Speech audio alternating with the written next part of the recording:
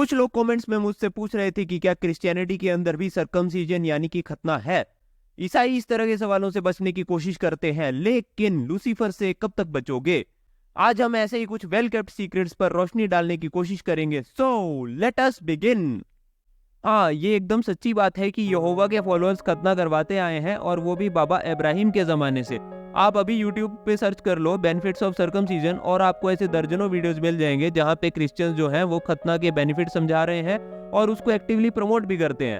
और सबसे मजे की बात ये कि जीसस ने कभी भी खतने के खिलाफ कुछ कहा ही नहीं, और इनकी किताबों में भी भर भर के खतने के सपोर्ट में रेफरेंसेस आपको मिल जाएंगे। इस चीज को समझाने के लिए मैं आज आपको ओल्ड टेस्टामेंट की एक कहानी सुनाता हूँ। ये कहानी है एक्सोडस चैप्टर 4 से।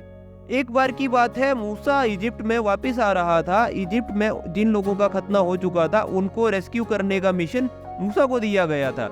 इस मिशन को मैं कह देता हूँ ऑपरेशन खतनाधारी आवास योजना। यहोवा ने मूसा से कहा कि जब तुम इजिप्ट जाओगे तो तुम फिरौन के सामने वो सारे करिश्मे करना जिसके लिए मैंने तुमको ये लाठी दी है। हालांकि मैं उसका दिल इतना मजबूत बना दूंगा कि वो तुम्हारे लोगों को कभी वापस नहीं करेगा। अब यहाँ सोचने वाली बात यह है कि यहोवा की मर्जी होती तो यहूदी लोगों को बिना फिरौन से पंगा लिए ही बचा लेता। क्या मिला उसको इतना खून खराबा करके? ऐसी बहुत सारी कहानियां हैं जिनसे यही प्रूव होता है कि यहोवा को खून खराबा बहुत पसंद है। लेकिन जब मूसा आधे रास्ते पहुंच किसी लॉज में रुका तो यहोवा ने मूसा को जान से मारने के बारे में सोचा, क्योंकि मूसा के लड़के ने खतना नहीं करवाया था। व्हाट? अरे पागल हो गए हो क्या? मैं बता रहा हूँ, कतई क्रिमिनल माइंड है ये। तुमने अपनी लाइफ में कभी कोई ऐसा आदमी देखा है जो किसी दूसरे व्यक्ति को जान से मार दे क्योंकि उसने खतना नहीं करवाया है? फिर यहोवा मौका वारदात पर पहुंच गया और अपना खूनी खेल खेलने लगा। लेकिन कहानी में एक और ट्विस्ट। मूसा की वाइफ जिपोरा ने एक छोटा चाकू निकाला और अपने लड़के की पैंट उतारी, फिर चड्डी उतारी। उसके बाद एक शॉट में उसके नुन्नू की टोपी काट दी।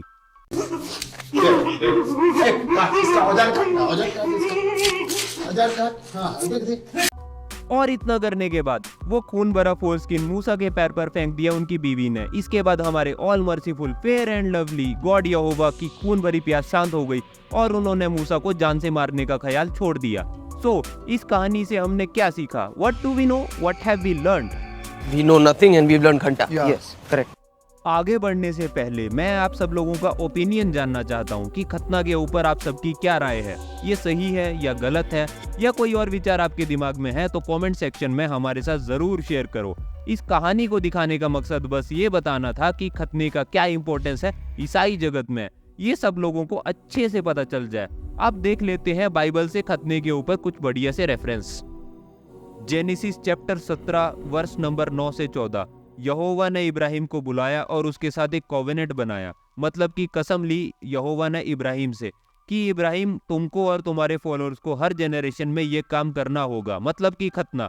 यहोवा ने ये साफ कर दिया कि फैमिली के हर मेल मेंबर को खतना करवाना जरूरी है, और जिस आदमी ने खतना नहीं करवाया उसका बॉयकॉट खुद उसके दोस्त और फैमिली वाले करेंगे, क्योंकि उन्होंने गॉड का कोवेनेंट तोड़ा है। प्यारे व्यूअर्स जो कि नए हैं उनको मैं बता दूं कि कल्ट्स में ये एक बहुत कॉमन प्रैक्टिस है कि अगर तुम उनकी बात ना मानो तो सोसाइटी से पहले खुद घर वाले तुम्हारी जान के दुश्मन बन जाएंगे। अब समझ में आया कि ये भाई को भाई से लड़वाने वाली बात क्यों कही गई है। खैर, इस टॉपिक के ऊपर कभी और चर्चा करेंगे। अब बात कर लेते हैं खुद जीसस की। जीसस क्राइस्ट का खुद खतना हो चुका है। गॉस्पेल ऑफ ल्यूक चैप्टर 2 में लिखा है कि जीसस जब 8 दिन के थे तब उनका खतना हो चुका था, यानी कि 1 जनवरी को। ये बात याद रखना, अगले हैप्पी न्यू ईयर में बहुत काम आने वाली है भाई। इस दिन को ईसाई फीस्ट ऑफ द सर्कमसीजन के नाम से मनाते हैं, और रोमन कैथोलिक चर्च 1960 तक फीस्ट को मनाया करता था 3 जनवरी को। इस इवेंट को Catholic feast of the holy name of Jesus के नाम से मनाते हैं। यहाँ से ये बात दोबारा साबित होती है कि कोई ईसाई खतने के खिलाफ नहीं बोल सकता, क्योंकि ऐसा करने पे वो खुद जीसस के खिलाफ बोल रहा होगा। दूसरी बात ये कि इतने छोटे बच्चे का खतना करवाता ही कौन है? 8 दिन उम्र ही क्या होती है किसी बच्चे की? अभी खुद इस बात को महसूस करने की कोशिश कीजिए कि किस लेवल पे दुनिया में बच्चों के साथ जुल्म ढाया जा रहा है। क्या कभी इस बच्चे का किसी ने कंसेंट लेने की कोशिश की कि बेटा तुमको खतना करवाना है भी या नहीं?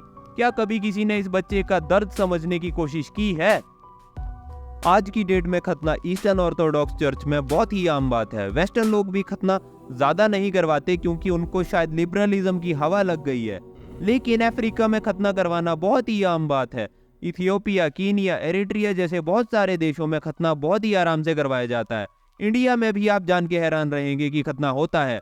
यहाँ के मालाबार रीजन और नॉर्थ ईस्ट रीजन में खतना करवाया जाता है। अमेरिका के 80% लोग खतना करवाते हैं क्योंकि वहाँ पे इवेंजेलिकल क्रिश्चियंस रहते हैं और इवेंजेलिकल्स में खतना करवाना उनके कल्चर का एक पार्ट है।